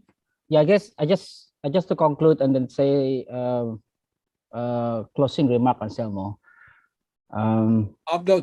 Sorry, we need to present the recommendation first before you. Oh, okay. So okay. Because you're talking about group photo. So Sue, Sue, you are moderator. It's okay. I'll present directly to save time. Yes. Okay. I think you have received in the chatting room. You can download this draft one. Can you see the screen, the document? Okay, so this is a draft recommendation for action and commitment. And this is a summary of all the suggestions. And then, based on our discussion, the day 1, day 2, today, of course, based on the research, and also from the 13 important document produced by international CSO, starting from C20, GCAP, C4UN, and then Democracy Without Border, and TEM Network, FOSD, Foros, and Congo, and all our partners, because they have done a lot, on this issue of SDG, democracy, civic space. But our idea is reorganize all the important suggestions in terms of Asia, Africa, CSO participation, and also linking the SDG, COVID-19, democracy, and civic space. So this was the purpose of this exercise. So with your comment, and so these are the. Ideally, I want to make it 21 because this is the year 21 and the 21st century. It's a symbolic reason. So 21. So these are keyword and also some recommendations. But already received very valuable contribution from Gopal in the chatting room. So we can add more. But let me present briefly. These are keyword.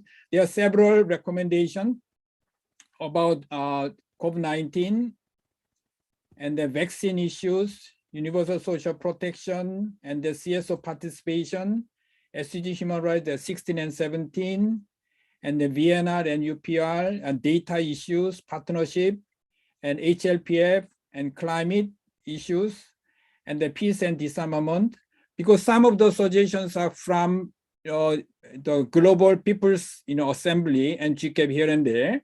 So and also the Global Policy Coherence G20 and our common agenda and civil society participation, particularly this campaign, the World Citizen Initiative, UN Parliamentary Assembly. These are from the contribution from Democracy Without Border and Civicus, and then regional organization and CSO, and the COVID-19 and Civic Space, C20 again, and the Global South, and the capacity building. And last, I leave open, probably will be the funding issues. Many of you highlighted the funding issues as one, but this is a work in progress. So feel free to give your suggestions so we can elaborate. 1 week later, we are going to have a meeting of all organizers and researchers to finalize this one. So you have a few more days to go through this one and then give some suggestions. So we adopt this one as a draft, subject to further amendment and then finalization 1 week later. Okay, so thank you for your contributions. So I look forward to the substantive comment and the input. Thank you. So over to you, Ichal, for your closing. Thank you, Asamo. I think I just wanted to say thank you for everyone. I think for the last 3 days, the CSO leader in 2 continents, in Asia and Africa, have presented a lot about the research finding and exchange view on the situation of the SDGs related to democracy. And indeed, it is very inspiring. We learn a lot. And just getting to know, we share common concerns and obstacles to the achievement of the 2030 agenda. I think the forum also highlights an almost similar situations, with pandemic bringing a wider poverty gap, the vulnerability of minorities and marginalized communities, and of course, the obstruction of democracy. I think we all recognize there was so much happening during this pandemic. We all witnessed CSO doing whatever they could to help and improve the situation and defend democracy from more backsliding. But I also agree that this is just not enough. Yesterday, one of the presenters already expressing, and we shall try to consolidate ourselves to provide better and stronger effort ahead. I think I concurred a lot with the suggestion to the need to localizing SDG and human rights on the national and subnational level. I believe the local actors in the front lines of the engagements and rich with wisdom and also practical experience in the localities. That's what ADN has been trying to program, the localizing the SDGs and human rights, especially in Southeast Asia. And perhaps in the coming future, can be expanded to the other subcontinents. With today's conclusion of the Asia and Africa Democracy Forum 2021, I think I would like to take this opportunity to congratulate everyone here for this beautiful achievement. I think for the connecting the 2 continents into one collaborations. This forum shall be an occasion to renew the connection between the democratic actors to work, to learn, and to inspire each other in strengthening democracy. The statements or the recommendation that Anselmo tried to cooking today, they will be released by next week, right? And I believe that will be resonate the will and also the situations on the grounds, and then that can be useful for the coming futures and can navigating all us as a guide and also benefiting people and contribute to the creation of democratic society with prosperity, justice, and peace. I want to thank all of you, fellow friends and experts, researchers, moderator, presenters, and all the attendants that are contributing to this forum on behalf of the Asia Democracy Network. And of course, supporting organizations that I cannot mention all because too many. This is brilliant unity for us to pursuing this kind of forums. And of course, special thanks for the community of democracy that always with us. And then gratitude to the Ministry of the Foreign Affairs, Republic of Korea for the generous support of all the years. I think my appreciation also goes to the colleague who putting this on place. They're working very hard. So Yunsu, Karel Antonio Galang, Mandip Singh, Patricia, and of course, Anselmo Lee for your guidance and always be there in coordinating everything. I think last from me, friends from the Asia and Africa, this moment is worth celebrating. I wish to continue the connection between us, the people of Asia and Africa.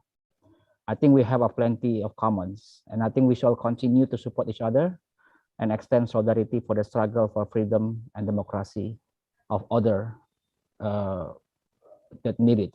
Hoping to see you soon in the future in person. Thank you and solidarity for all. I return back to you, Anselmo, or I return back to Karel. I don't know who's going to close. Right. Thank you. Thank you.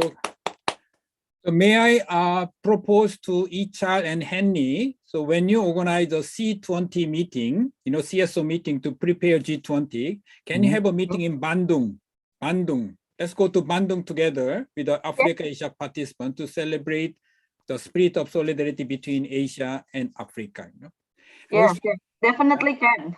Okay, thank you very much. So we will see you hopefully next year in Bandung. Okay, so all the participants from Africa, Asia. You're all there. Okay, thank you for your invitation in advance. And then may I invite also Sue say one word. She's far away from United States. She has been working very hard behind the scene together with Karel. Could you say one word, Karel and Sue, before we end, take a photo? Just one word. I'm sorry, I think Sue is having a bit of the internet problem, yeah. Yeah, but I would like to extend our gratitude for your cooperation. Anselmo, you have been the nexus of this event, and we're glad to continue cooperation with you. To the rest of the researchers, the panelists, and the discussants, it has also been a pleasure learning with you and sharing your insights on democracy and development. One key takeaway that I have on this is democracy and development go hand in hand, and it cannot happen. One cannot happen without the other. But certainly development relies on democracy. So we hope to continue this collaboration with you all. Okay, let's have a photo then. Yeah. Yeah, okay. I know. So we will proceed with the photo now. Let me just set this up. I would like to request everyone to open their cameras so that we have everyone in one space. So I'm counting to 3. 1, 2, 3. One more time. 1, 2, 3. With the 3 fingers now, 3 fingers. Second one, second shot. Solidarity for our Myanmar, people in Myanmar, colleagues. Myanmar, also Afghanistan and Sudan. Huh? Yes. 1, 2, 3. Okay. One more time. 1, 2, 3. Okay. Thank you very much. Okay. Thank you. Thank you. Keep in touch. Thank you. Thank you, Anselmo. Thank you, colleagues. Thank you, Anselmo. Thank you, everything. Congratulations for all. Thank you, everyone. Bye-bye.